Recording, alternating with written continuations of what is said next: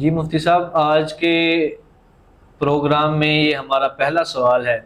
اور بڑا اہم بھی ہے، کیونکہ نوجوانوں کے سوالات ہوتے ہیں اور اگر انہیں جواب نہ دیے جائیں تو وہ دوسری طرف جاتے ہیں، یعنی بھٹکے ہوئے لوگ ان کی طرف جاتے ہیں، وہ خود بھی بھٹکے ہوتے ہیں اور جو سوال لے کر جاتے ہیں انہیں بھی راہ حق سے ہٹا کر غلط راستے پر لگا دیتے ہیں۔ آج کا ہمارا سوال ہے کہ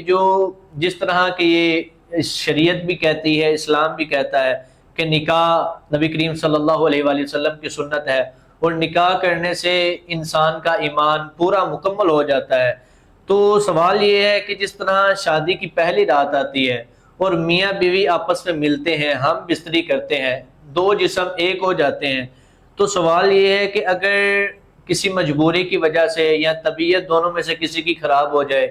تو ہمارے معاشرے میں یہ مشہور ہے اور ہر بندہ کہتا ہے کہ جب تک میاں بیوی آپس میں ملے نا تو ولیمہ جائز نہیں ہوتا۔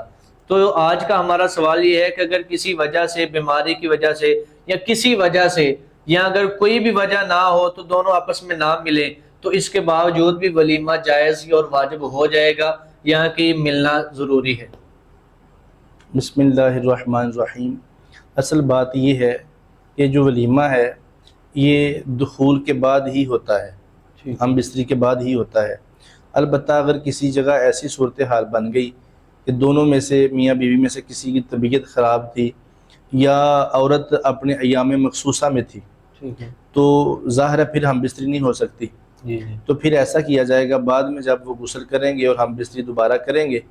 اس کے بعد چند اپنے گھر والوں کو یا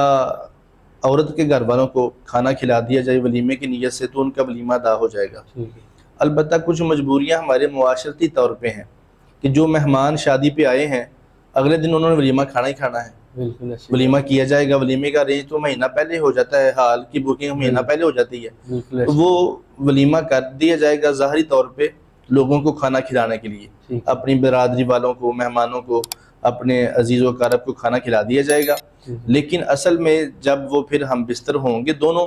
تو وہ ولیمے کی نیت سے چاہے ایک بکری ذبح کر لیں یا تھوڑا کر لیں، اپنے گھر والوں کو یا خاتون کے گھر والوں کو بلا کے ان کی دعوت کر دیں ولیمے کی نیت سے، تو ان کا ولیمہ ادا ہو جائے گا۔